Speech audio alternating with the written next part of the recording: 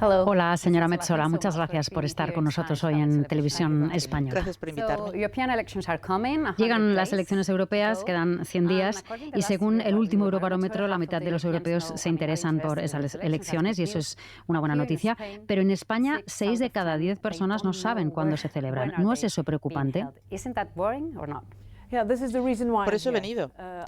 Como presidenta del Parlamento Europeo, visito cada uno de los Estados miembros en un tour para hablar con los jóvenes, con las autoridades, parlamentos nacionales, para así concienciar. Sí que se sabe algo más que en elecciones anteriores y, sobre todo, hay que dar el mensaje de que no se desaproveche el voto. Nos preocupa, sobre todo con los más jóvenes y los escépticos, que sienten que Europa, Bruselas, Estrasburgo están muy lejos. Y creo que lo mejor es ir al propio Estado miembro para explicar la importancia, tras 5 años muy complicados en Europa, cómo sin Europa no se habrían podido tomar esas decisiones tan difíciles y valientes sobre la pandemia, la guerra, energía, ahora mismo migraciones. Tenemos que explicarlas y subir la intención de voto. Estoy segura de que la reacción ha sido positiva, pero hay que hacer más. ¿Y cómo se consigue eso? ¿Cómo se hace a la gente consciente de la importancia de su voto? Porque el riesgo es que se vote en clave nacional. El riesgo es que no voten, porque piensen que su voto no cuenta. Pero lo cierto es que es tan importante. Pensemos en que hay más personas en el mundo que no pueden elegir a sus líderes que los que sí pueden. España es conocida tradicionalmente por su alta participación y su activismo político. Así que hay que llevar esto a la esfera europea. Tomar decisiones a nivel europeo no es algo distinto al nivel nacional. Lo que decidimos en temas como agricultura, el medio ambiente, el ambiente digital, la inmigración o los fondos necesarios para la recuperación tras una pandemia tan complicada, o asegurarnos que funcionan las instituciones, todo esto importa y afecta a todos los ciudadanos españoles. Estas elecciones no tratan solo de la dirección en la que va a avanzar Europa en estos 5 años, también es la dirección de España, con sus embajadores, que son 61. España pasa de 59 a 61 miembros del Parlamento Europeo. Son embajadores estupendos del país que están en el Parlamento Europeo. Habéis tenido una excelente presidencia de la Unión Europea. Debemos entenderlo, pero también explicarlo más. Yo creo que lo que no hemos explicado bastante es esto, ¿no? Y por eso quizá la gente cree que su voto no cuenta o que encuentren consuelo en los márgenes de la política, puesto que quieran experimentar. Pero ahora es peligroso hacer eso. Y si cabe, estas elecciones pueden ser incluso más importantes porque pueden traer un cambio en el arco parlamentario con el ascenso de los partidos más radicales. ¿Le preocupa esa pérdida de escaños de los partidos de centro-izquierda o centro-derecha que se está produciendo en parlamentos nacionales, que se pueda trasladar al ámbito europeo y que esto se traduzca en que sea todavía más difícil llegar a acuerdos en temas como migración o medio ambiente? Sin duda, este Parlamento ya trabaja con la llamada mayoría proeuropea constructiva en el centro de la Cámara, que requiere acuerdos constantes entre los principales grupos políticos, centro-derecha, centro-izquierda, liberales. El próximo Parlamento no le queda otra que hacer lo mismo. En lugar de especular cuál será el resultado electoral, yo lo que quiero es rebatir este argumento. Y no quiero hacerlo cuestionando las decisiones de los votantes, sino que quiero explicar esta responsabilidad. Es decir, Europa necesita liderazgo, tomar decisiones que nos afectan. Para mí Europa es creación y no destrucción. Y aunque es más difícil, es mejor votar por un proyecto que esté basado en la esperanza que en uno que esté basado en el miedo. Estas serán mis quintas elecciones al Parlamento. He sido candidata desde que mi país entró en la Unión Europea. Celebramos 20 años este año. Siempre ha estado este elemento, este miedo, pero también siempre puedes rebatirlo desde el centro proeuropeo constructivo. Y es este centro el que avanzará en temas de migración, las preocupaciones reales de la agricultura, la transición verde y la transición digital. ¿Cómo saber que no vamos demasiado lejos y demasiado rápido? ¿Cómo ser honestos con donde hemos tenido éxito y donde podríamos haber hecho las cosas mejor? Quizá no lo hemos hecho suficiente en el pasado y quiero enfocar esta campaña sabiendo que fui honesta con los votantes, con los ciudadanos.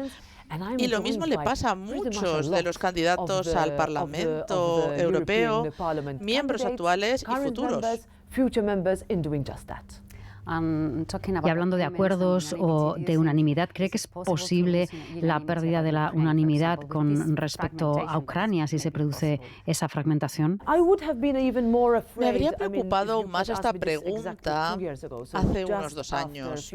Pocas semanas tras ser elegida presidenta, empezó la guerra, Rusia invadió ilegalmente Ucrania en ese momento. Entonces, yo esperaba más reticencia por parte de los extremos. Y apenas hubo de la extrema derecha o de la extrema izquierda.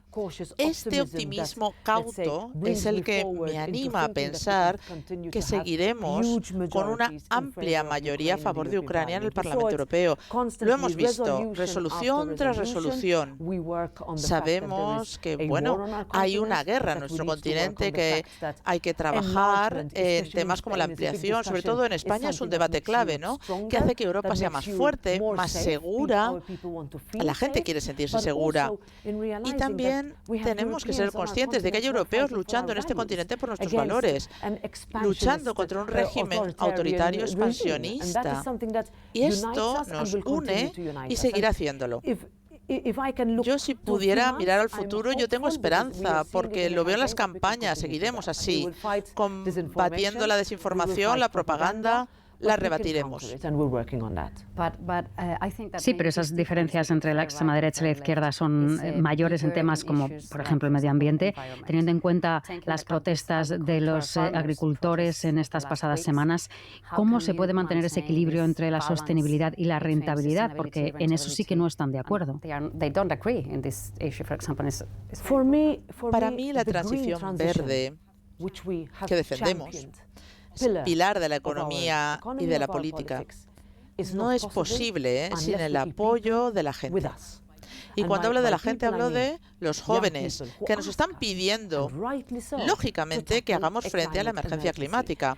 Hemos aprobado muchas leyes: el Fondo Social para el Clima, el régimen de comercio de derechos de emisión, el mecanismo de ajuste frontera por carbono, restauración de la naturaleza. Tenemos que seguir trabajando en el ámbito de envases, en el eliminado de pesticidas. Esto hemos conseguido, pero no podemos olvidar que el sector agrícola tiene que ser parte activa de la transición verde. No puede ser que en la pandemia, al inicio de la misma, le pedimos a los agricultores que nos ayudaran, que nos suministraran alimentos, productos, seguridad. Les necesitamos para ser autosuficientes. Y ahora, hoy, tenemos que decirles que tienen que aceptar, sin que nadie les consulte, cualquier ley, incluso si es imposible de aplicar, si les resulta demasiado cara, si le está pidiendo más a sus productos que a los que vienen de fuera. Estoy segura que podemos contar con todos si hablamos con todos, sin ignorar a nadie y siendo honestos con lo que se podría haber hecho mejor. Me gustaría terminar esta entrevista sin preguntarle por el Estado de Derecho, porque es una preocupación realmente en Bruselas. Y precisamente esta semana el Parlamento Europeo ha manifestado su preocupación sobre el Estado de Derecho en varios países, España entre ellos. ¿A usted le preocupa, por ejemplo, la falta de renovación del Consejo General de Poder Judicial o la ley de amnistía? Primero, el Estado de Derecho es la principal prioridad del Parlamento Europeo. Siempre hemos querido una revisión específica de cada Estado miembro. Lo que no queremos es plantear muchos obstáculos a nuevos países que quieren entrar a la Unión Europea y luego ver cómo los Estados miembros recaen en otras acciones. Me preocupa en mi propio país y hemos observado otros países. Un informe como el que menciona es el que el Parlamento utiliza para estudiar cada país, plantear preguntas y esperar respuestas. En este ejemplo que me da, es algo que ya está en marcha ahora mismo en el Parlamento, nacional y trata sobre las negociaciones del Poder Judicial con la Comisión Europea. Así que sin juicios previos al resultado hay que esperar a analizar, plantear preguntas y esperar las respuestas. Muchas gracias por estar hoy con nosotros en Televisión Española y suerte con las elecciones europeas. Gracias. Suerte para todos.